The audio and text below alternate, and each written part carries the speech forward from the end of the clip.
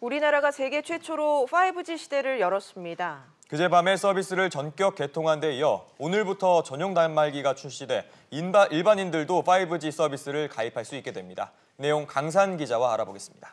자, 강 기자.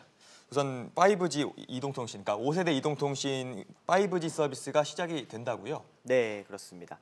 이 국내 이동통신 3사는 지난 3일 밤 11시에 세계 최초로 5G 스마트폰 서비스를 시작했습니다. 그 미국 통신사 버라이즌이 당초보다 좀 일주일 앞서서 서비스를 시작할 움직임을 보이자 이보다 약 1시간 앞서서 서비스를 시작한 건데요. 이로써 세계 첫 5G 서비스 시작 타이틀을 한국이 이렇게 지켜낼 수가 있었습니다. 영국과 남아공, 이탈리아도 올해부터 서비스를 시작하고 일본과 중국 등도 내년부터 시작할 예정입니다. 네, 5G는 기존 통신과 뭐가 다른 건가요? 가장 체감으로 좀 느낄 수 있는 것은 역시 속도가 강점인데요. LTE보다 20배 빠른 최대 초당 20기가비트의 속도를 냅니다. 하지만 이번에 시작된 이 서비스는 이 정도까지는 아니고 2기가비트로 일단 현재 LTE보다는 2배가량 빠른 수준입니다. 네. 앞으로 통신사들은 서비스 속도를 높여나갈 예정입니다. 서비스 지역도 서울과 수도권, 지방광역시 정도인데요. 빠른 통신 속도를 이용해서는 가상현실과 증강현실 콘텐츠, 초고화질 영상 등을 자유롭게 이용할 수가 있습니다. 또 자율주행차는 물론이고 병원과 아파트 등 모든 물체를 5G 통신망으로 연결할 수 있어서 4차 산업혁명 시대 핵심 인프라라고 할 수가 있습니다. 네, 일단은 전용 단말기를 구입을 해야 되는 거죠? 네, 이 5G 서비스를 현재 하고 있는 곳은 한국과 미국인데요. 이 단말기를 가지고 있는 곳은 사실 한국밖에 없습니다. 현재 삼성전자의 갤럭시 S10 5G가 유일한 상태입니다. 예. 삼성전자는 오늘부터 5G 전용 갤럭시 10 단말기를 출시를 합니다. 가격은 다소 좀 부담스러울 수가 있는데요.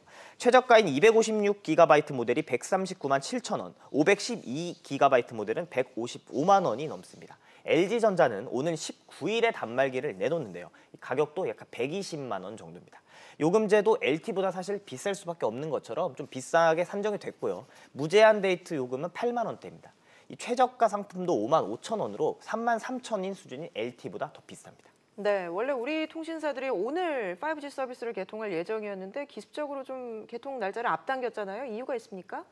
네, 아까도 말씀드렸다시피 좀 미국 업체를 좀 고려했다, 버라이즌을 좀 인식을 했다라고 이렇게 볼 수가 있습니다. 네. 버라이즌은 애초 오는 11일에 5G 서비스를 상용할 예정이었는데 이 아까 말씀드렸다시피 일주일을 더 땡겼기 때문에 한국이 이렇게 우리가 좀 움직임을 감지를 해야겠다, 정부도 이동통신 3사도 인지를 했다 이렇게 볼 수가 있습니다.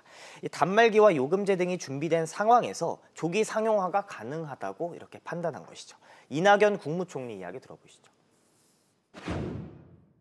세계에서 가장 먼저 5G 상용화를 시작했습니다. 관계부처는 민관 합동으로 범국가적 추진체제를 구축해 가동해야겠습니다. 그렇다면 5G 시대가 우리 산업에는 어떤 영향을 줄까요?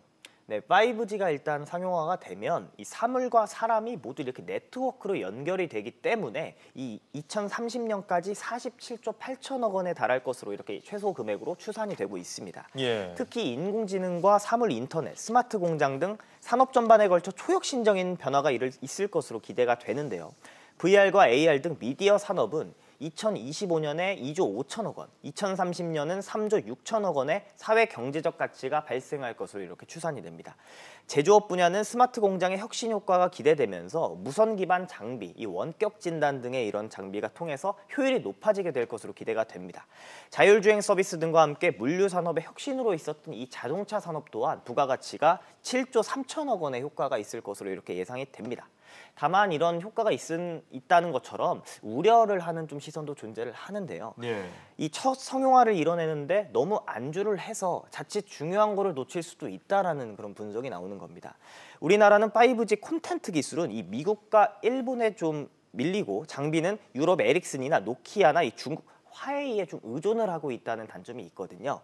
이런 부분 때문에 자칫 5G 테스트베드로 좀 전락하지 않기 위해서는 이 전문가들은 장비 업체부터 서비스 업체까지 좀 이런 구축망을 좀 더 5G 생태계를 탄탄히 이렇게 해야 된다라고 이렇게 지적을 하고 있습니다. 네, 강 기자 얘기 잘 들었습니다.